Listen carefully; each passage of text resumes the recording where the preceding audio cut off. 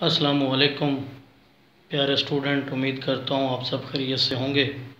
और मैं आज आपके साथ फिर हाज़िर हूँ बीएस इंग्लिश और MA Urdu fourth common subject Urdu कवायद में और लेक्चर नंबर 27 में। तो प्यारे स्टूडेंट, आपको याद होगा कि हमने पहले भी मैंने आपको बताया था कि हमने 5 हिस्से ग्रामर के पढ़ने हैं।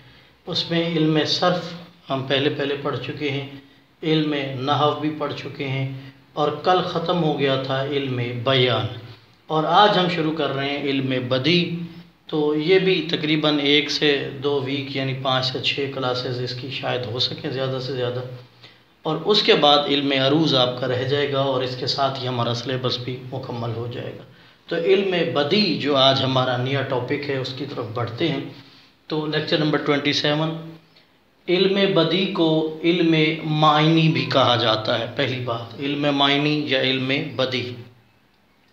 इल्म बदी या इल्म मायनी वो इल्म है जिससे कलाम में मायनवी या ज़हरी हुस्न में हम इजाफ़े के लिए कुछ अल्फाज, कुछ सन्नतों का इस्तेमाल करते हैं, जिससे कलाम के अंदर हुस्न में इजाफ़ा हो जाता है, कलाम की खूबसूरती में इजाफ़ा हो जाता है। उसे इल्म बदी कहते हैं। इसको इल्म बदी के हिसाब के साथ इलावा इसे सनाए और बदाए भी कहा जाता है।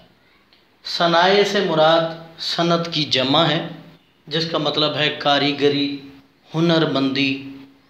और बदाए जो है वो बदी की जमा है, जिसका मतलब ताज़गी या अनोखापन, यानी कलाम में हुनरमंदी लाना और ताज़ापन लाना, जिससे कलाम के अंदर मज़ीद खूबसूरती बढ़ जाए। इसे इल्म बदी, इल्म मायनी या सनाए बदाए कहा जाता है। सनाए बदाए के बारे में कुछ चीज़ें जो कि बहुत अहम हैं, जो आपको जानना ज़रूरी है।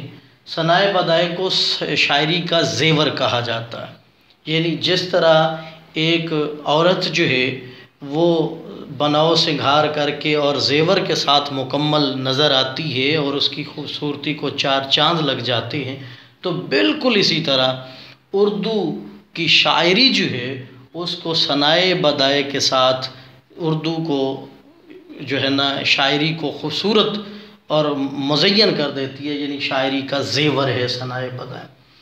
इसी तरह शेर के लफ्ज़ी और मायनी दोनों तरह की वजाहत हो जाती है और उसकी जो है रहनुमाई हो सकती है। सनाए बदाए की जो खूबियाँ हैं, सनाए लफ्ज़ी वो खूबियाँ जो अल्फाज को खसूसी रियायत और हुनरमंदी के साथ इस्तेमाल करने से पैदा होती हैं, यानी रियायत भी होती है और हुनरमंदी भी उसमें वाज़े तौर पर मौजूद होती है। हुनर का, फ़न का जो है एक असर नज़र आता है, तो इसे हम सनाए लफ्ज़ी कहते हैं।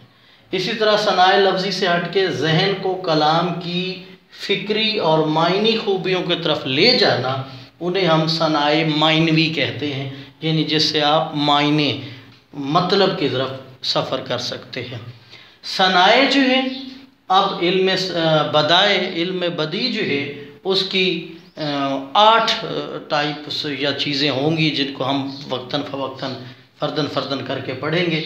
आज उनके सिर्फ नाम ही देख लेते हैं और कल से हम इसको मज़ीद डिटेल से पढ़ेंगे। उनमें नंबर 1 तजनीस, जो कि कल के लेक्चर में भी मैंने वाज़े अंदाज से आपको बता दी थी, लेकिन विद एग्ज़ाम्पल मैं फिर इसको रिव्यू भी लूँगा।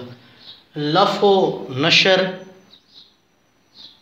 मिरातुन नज़ीर, तज़ाद, तलमीही, हुस्न तादील, अय्याम और मुबालगा, ये इसकी सारी जो हैं वो टाइप्स हैं।